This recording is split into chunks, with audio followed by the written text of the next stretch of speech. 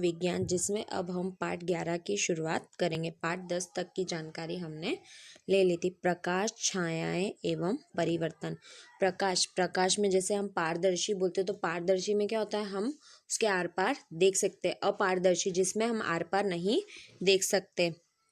और पारभासी वस्तुएं जो बहुत स्पष्ट नहीं होती, मतलब हमें एकदम धुंधली दिखाई देती है। तो आपके घर पे भी ऐसे कांच होंगे जैसे कि जिसके आर पार आप देख सकते हो, है ना। अपारदर्शी मतलब कि लकड़ी जिसके आर पार नहीं देखा जा सकता। और पारभासी जो हमें थोड़ा धुंधला धुंधला दिखाई देता है। चलिए अब हम यहाँ पे जानकारी लेते हैं। हम अपने चारों ओर अनेक प्रकार की रंग बिरंगी वस्तुएं देखते हैं। स्कूल जाते समय हम अनेक वस्तुएं देखते हैं, जैसे कार, बसें, साइकिल, वृक्ष तथा कभी कभी कुछ पुष्प भी देखते हैं। आपके विचार से हम इन वस्तुओं को कैसे देखते हैं? रात्रि के समय जब पूर्ण अंधकार हो तब इन्हीं स्थानों के बारे में विचार कीजिए। आप क्या देखेंगे? मान लीजिए रात्रि के समय आप पूर्णतः अंधेरे कमरे में जाते हैं, तो क्या आप कमरे में रखी हुई किसी वस्तु को देख पाते हैं? तो पूरा अंधेरा है तो हम किसी भी वस्तु को देख नहीं पाते हैं। लेकिन जब आप कोई टॉर्च अथवा मोमबत्ती जलाते हैं तो कमरे में रखी हुई वस्तु को देख सकते हैं। क्या ऐसा नहीं है? बिना प्रकाश के वस्तु को नहीं देखा जा सकता। प्रकाश वस्तु को देखने में हमारी सहायता करता है। हाँ, बिना प्रकाश के, बिना उजाले के हम वस्तुओं को नहीं देख सकते हैं। टॉर्च का बल्ब एक ऐसी वस्तु है जो स्वयं प्रकाश देता है। सूर्य आकाश में एक ऐसा पिंड है जो पृथ्वी को प्रकाशित करता है। दिन के समय हम इसी प्रकाश में वस्तु को देखते हैं। जो वस्तुएं सूर्य की तरह स्वयं प्रकाश का उत्सर्जन करती हैं उन्हें दीप्त पिंड कहते हैं। तो ये आपके परीक्षा में पूछा जा सकता है कि दीप्त पिंड किसे कहा जाता है। तो दीप्त पिंड हम उसे कहते हैं जो सूर्य की तरह स्वयं प्रकाश का उत्सर्जन करती है। चलिए, कुर्सी, चित्र अथवा जूते जैसी वस्तु के बारे में आप क्या कहेंगे? इन्हें आप तभी देख सकते हैं जब प्रकाश, एक दीप्त वस्तु, सूर्य, टॉर्च अथवा विद्युत का प्रकाश से इन वस्तुओं पर पड़ता है, तब हमारी आंखों की ओर आता है।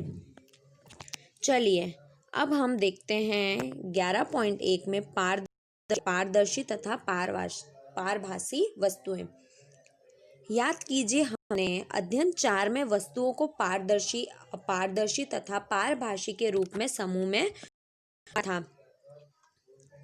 देखिए यहाँ पे हमें बताया, यदि हम किसी वस्तु के आर पार नहीं देख सकते तो उस वस्तु को हम अपारदर्शी वस्तु कहते हैं। ठीक है। यदि आप किसी वस्तु के आर पार देख सकते हैं तो ऐसी वस्तु जिसके प्रकाश अंदर होकर जाने देती है, ऐसी वस्तु को हम पारदर्शी वस्तु कहते हैं। कुछ वस्तुओं के आर पार देख तो सकते हैं परंतु वह स्पष्ट रूप से नहीं दिखाई देती, ऐसी वस्तु को पारभासी वस्तु कहते हैं। ठीक है, आपको समझ में आया? तो हमने यहाँ पे 3 चीजें देखी कि जैसे अपारदर्शी, जैसे हम आर पार नहीं देख सकते, पारदर्शी जिसके आर पार हम स्पष्ट रूप से देख सकते हैं, और पारभासी वस्तुएं जिसमें हमें क्या धुंधला दिखाई देता है। चलिए अब हमें यहाँ पे क्रियाकलाप 1 बताया गया है। अपने चारों ओर देखिए और दैनिक जीवन की जितनी अधिक से अधिक वस्तुएं एकत्रित कर सकते हैं तो कीजिए।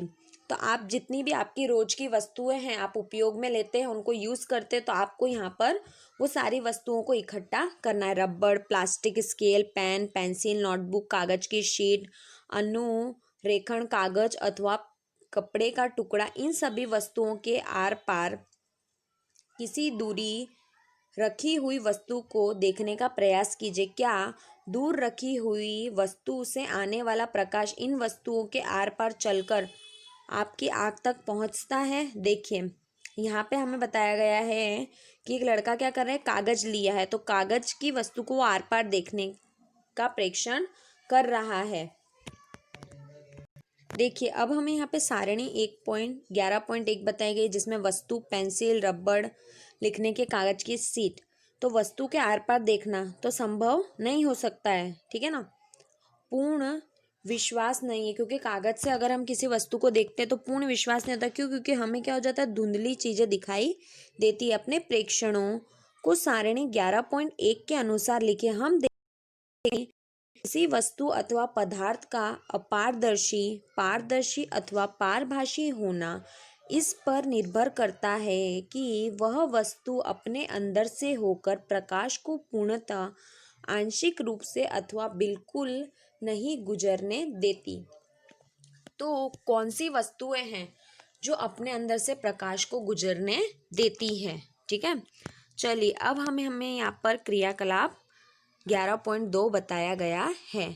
छायाएं वास्तव में क्या होती है? छाया क्या होती है?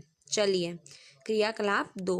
अब प्रत्येक अपारदर्शी वस्तु को धूप में जमीन से कुछ ऊंचाई पर एक एक कर कर पकड़िए। धरती पर आप क्या देखते हैं? आप जानते हैं कि धरती पर बने ये गहरे काले रंग के धब्बे वस्तु की छाया के कारण कभी कभी आप वस्तु की छाया देखकर वस्तु को पहचान सकते हैं।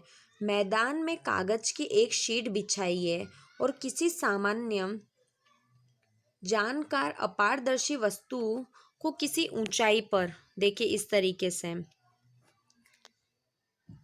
हाथ में इस प्रकार पकड़िए कि उसकी छाया जमीन पर बिछी कागज की शीट पर पड़े। जब आप वस्तु को पकड़े हुए हो तो उस समय अपने किसी मित्र से छाया की बाहरी रेखा खींचने के लिए कहिए और इस प्रकार अन्य वस्तु को छायाओं की बाहरी रेखाएं खींचे। अब आप अपने कुछ सामान्य मित्रों से छायाओं की बाहरी रेखाएं देखकर वस्तु को पहचानने के लिए कि वे कितनी वस्तु को सही से पहचान सकते हैं।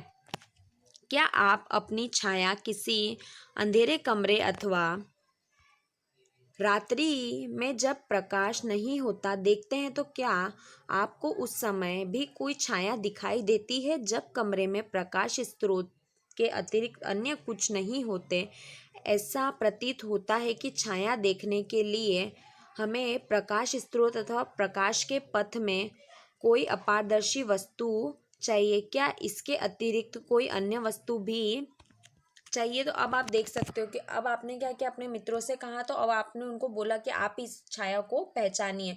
तो किस तरीके से वो छाया को पहचान सकते हैं कि नहीं पहचान सकते? तो अब हमें ये पता चला है कि हमें अंधेरे कमरे में किसी वस्तु को जानने के लिए प्रकाश का पथ या प्रकाश का स्रोत चाहिए रहता है कि हम उस वस्तु को पहचान सकें।